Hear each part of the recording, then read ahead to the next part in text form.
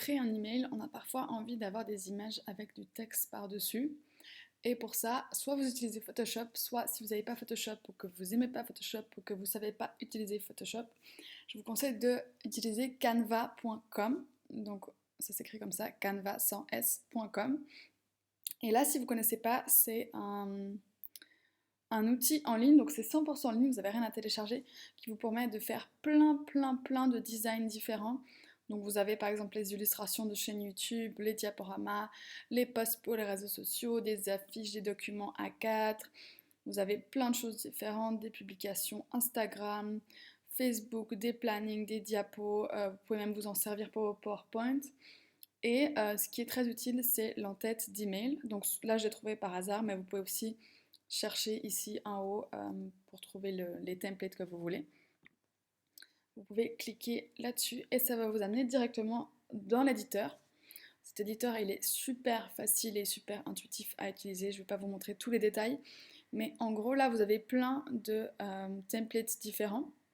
Donc, vous allez pouvoir choisir le template qui vous plaît le plus. Donc, par exemple, je vais faire un gift guide. Et là, il vous met déjà des petits pictos que vous pouvez utiliser. Vous allez pouvoir changer le texte.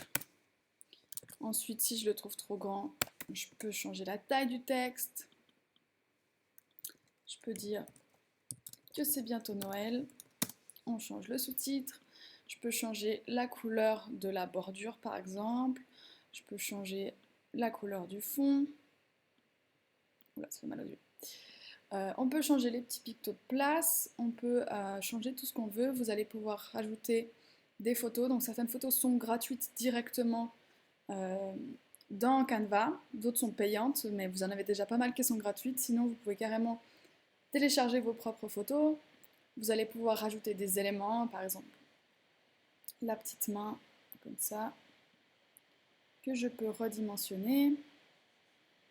Il y a plein d'éléments, vous allez pouvoir rajouter du texte, des arrière-plans, exactement comme vous voulez.